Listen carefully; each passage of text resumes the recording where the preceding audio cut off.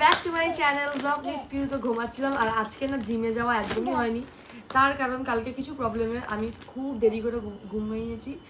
আর কালকে তাও কতটার সময় ঘুমিয়েছি সোমনাথ, তো ওই জন্য না আমি আর সকালবেলা উঠে জিমে যেতে পারিনি, কারণ অত রাত্রিবেলা করে ঘুমালে হয় না। তো ঘুমাচ্ছিলাম এখন বাজে 10:30 মতন। আর এসছে পার্সেলে আমার ঘুমটা ভেঙে গেছে। আজকে এমনিতে আমি খুব খুশি, খুব হ্যাপি। আর যেহেতু আজকে শনিবার, এমনি আজকে নিরামিষ খাবো। ঘর দৌড় গুছিয়ে চান টান করে মাসি আসার পরে আজকে সিংহাসন কিনে নিয়ে আসা হয়েছে, সোমনাথ ওপরে লাগিয়ে দেবে।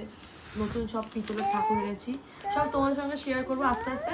তো আগে পার্সেলটায় কী কী এসছে সেটা শেয়ার করি, কারণ এইগুলো আমি নিজে জানি না কী কী এসছে। আগে যখন সবাই বলতো না কি পার্সেলের মধ্যে কী কী আছে আমি জানি না, তখন আমি ভাবতাম একা নিজে অর্ডার করতে নিজে জানি না, কিন্তু এইগুলো আমার অর্ডার করার নয়, তাই জন্য আমি জানি না। তার মধ্যে আজকে rose day, Somnath happy rose day. Happy rose day. কি মজা না? আজকে রোজ না, কালকে রোজ ডে চলে গেছে। আজকে রোজ ডে, তার জন্য তাই লাল জামা এসেছে। এটা খুলতেই মনে বলো রোজ ডে। এই দুটো এসেছে, রোজ ডে একটা এসেছে আর হাগডের একটা এসেছে। বলতে যাচ্ছিলাম। তো চলো খুলে দেখাই। আমার মধ্যে দুটোই একই রকমের, আর প্যাটার্নটা একই আর কালার আলাদা। ভাই দাম লেগে গেছে, দেখ 4,000 টাকা। 4,000 টাকা একটা রকম দাম লেখা থাকে।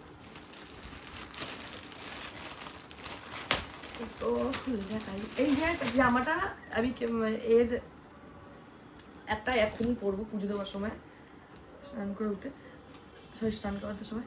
এরকম জামার প্যাটার্ন আমার ভালো লাগে না, যেহেতু আমি একটু হেলদি, তো একটু হেলদি না, একটাই মোটা, তো ওই জন্য এরকম জামার প্যাটার্ন ঠিক আমার ভালো লাগে না। আগে খুব ভালো লাগতো, কিন্তু এখন এর সঙ্গে প্যান্ট নেই, কিন্তু এর সঙ্গে শুধু একটা ওড়না, যে ওড়নাটা ইউজ করার মতন নয়। হতে পারে কোয়ালিটি খুব ভালো, কোয়ালিটি খুব ভালো। এইটাও সেম, এটা খুলে দেখালাম না, আমার জামাটা একদম পছন্দ হলো না, মুখ খারাপ হয়ে গেল। তো আজকে সারাদিন কি কি করি তোমাদের সঙ্গে শেয়ার করো, কারণ আমি আজকের দিনটা খুব আমার ভালো। সবে শুরু হয়েছে, ভালোই যাচ্ছে, শুরু থেকে ভালো চোখ খুলে। আমাদের ঘরে হচ্ছে খিচুড়ি, আর যেহেতু নতুন সিংহাসন ঠাকুর নতুন সব নিয়ে আসা হয়েছে, আর শনিবার করে আমার শাশুড়িও বলে নিরামিষ খেতে, আর এই মাসিও আমাকে বলেছে তুমি শনিবার করে নিরামিষ খাও। তো বললাম খিচুড়ি খাবো, মাসি খিচুড়িকে পোলাও আমাকে বললো তুমি হলুদ গুঁড়ো দাও, হলুদ গুঁড়োটা শেষ হয়ে গেছে। আমি বললাম নিচে হাফ, আমাদের তো বড় বড় প্যাকেট আনা হয়, হাফ প্যাকেট আছে, ওটা বের করো, যদি না থাকে তুমি ওপর থেকে পেরে দিচ্ছি, আমাদের এরকম বড় হাফ প্যাকেট আনা হয়। তো এটা কত প্যাকেট, 1/2 কেজি না 1 কেজি, 1/2 কেজির প্যাকেট। তো মাসি কি করেছে, আগে বিরিয়ানি করে কিশোরীর রং রাখা থাকে, বলছে আমি পেয়ে গেছি একটা ছোট প্যাকেট পেয়ে গেছি, দিয়ে ওটা দিয়ে কি করেছে মাখিয়ে নিয়েছে, খিচুড়িটাকে যেরকম করে দিয়েছে মাখিয়ে দিয়ে, হাতটা যেই দেখেছে হলুদ হয়ে গেছে, বলছে এটা কি রঙ গো, এত রঙ হয়ে যাচ্ছে, চারিদিকে হলুদ হলুদ হয়ে যাচ্ছে। আমি বলছি এটা তো খিচুড়ির রং। মাসির সেটা চিন্তা নেই যে ডাল আর চালটা নষ্ট হয়েছে, মাসি তখন তো চিন্তা করছে আমার আদা নষ্ট হয়ে গেল, আমার জিনিস নষ্ট হয়ে গেল। আজকে যদি খারাপ হয়েছে খিচুড়ি, মাসি আজকে জমা আমার বাড়িতে। এর আগেও আমার সঙ্গে এরকম হয়েছে, আমি করিনি, আমার ননদ এরকম বিরিয়ানি করে খিচুড়ি রংটা রেখে দিয়েছি, আর আমার ননদ কি করেছে মাছের ঝোল করে দিয়েছে ওটা দিয়ে, এবার যে দিয়েছে এরকম হয়ে গেছে, কি করেছে ঝোলটাকে ফেলেও আবার তরকারি করেছে, কিন্তু খাওয়া যায়নি। মাছের ঝোল করে ফেলেছিল আমার ছোট ননদের উপর, এই হলুদ রংটা দিয়ে, জানে না কি এটা খিচুড়ি রং, খাওয়াই গেল না, এত বিচ্ছিরি। সামান্য ছিটে পোটা দিলেই পুরো ভাত হলুদ হয়ে যায়। আজকে খাবি পোলাও, খিচুড়ি পোলাও করেছে মাসি।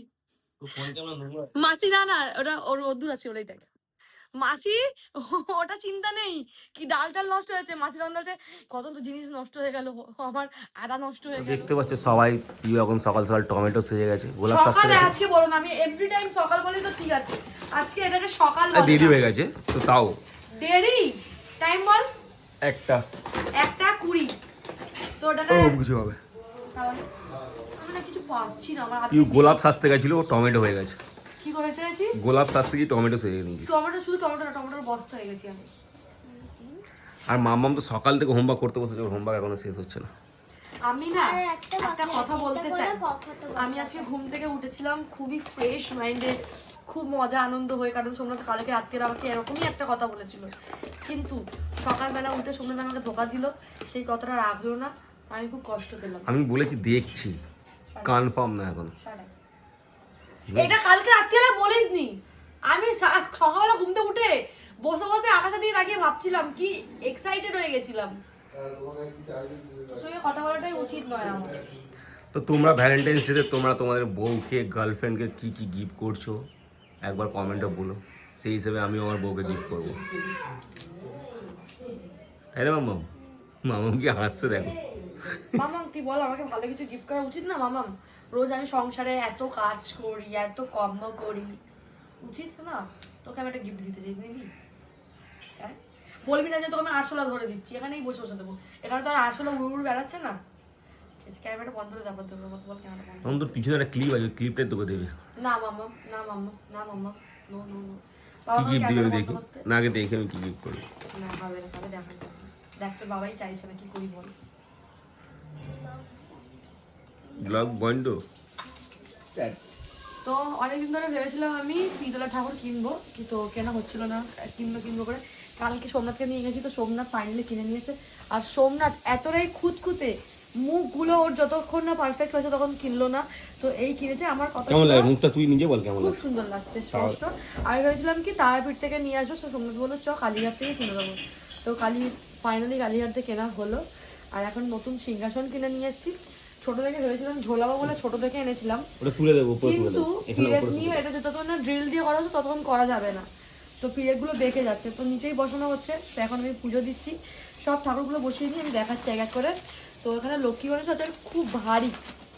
আর আমাকে ঠাকুর যেখান থেকে কিনেছি দেখাচ্ছি, যেখান থেকে কিনেছিলাম ঠাকুরটা, উনি বললো কি লক্ষ্মী গণেশের মাঝখানটা তার আমাকে রাখবে। আমি তো আগে লক্ষ্মী গণেশটাকে একসঙ্গেই রাখতাম, জানতাম না।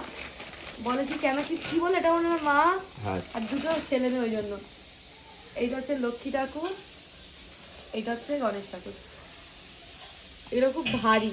কেমন লাগছে তোমরাও বলো কমেন্টসে, তোমরা বলো গো।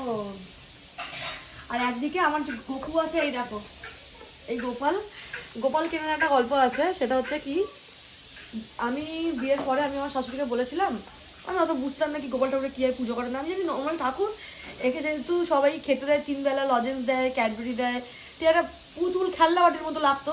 তো মাকে তখন বলেছিলাম, অত বুঝতাম না, তখন মা বললো কি তুই পারবি না, কারণ কি গোপাল ঠাকুর মানে 3 বেলা বাচ্চার মতন খেতে দিতে হয়, ঘুম পাড়াতে হয়, ওঠাতে হয়, এগুলো অনেক ঝামেলা আছে, তুই পারবি না, তো আমাকে কিনে দেয়নি।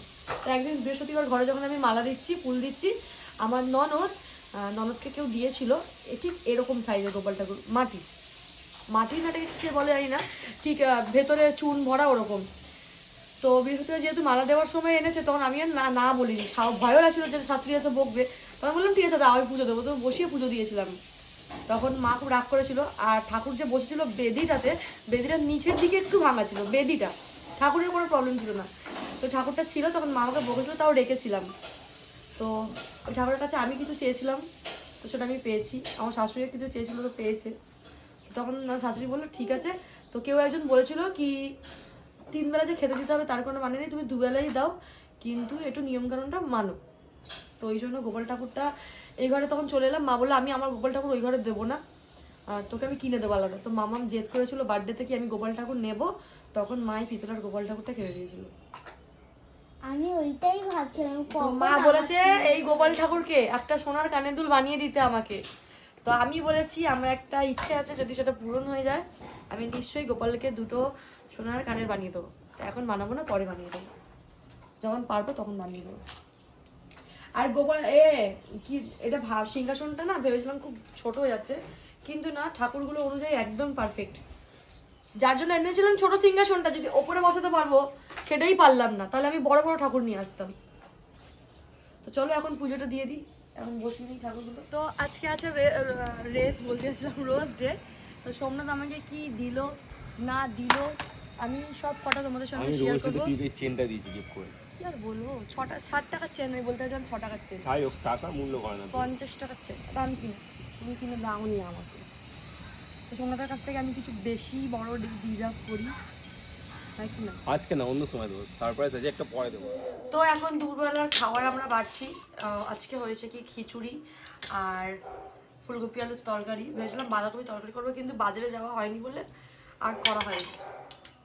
আজকে আমি কি খুশি খুশি মনে উঠলাম, সোমনাথ আমার মুখটাকে একদম চপার করে দিল। চপার, দেখছি এখন টাইম আছে। শাট আপ, কথা বলাবে না একদম। না না না মা, এই দেখ দেখ দেখ দেখ তুমি দেখ এটা দেখ, আমি এখানে খাবার বাড়ছি আর আমার তাতান এখানটা এই গরম খিচুড়িটাকে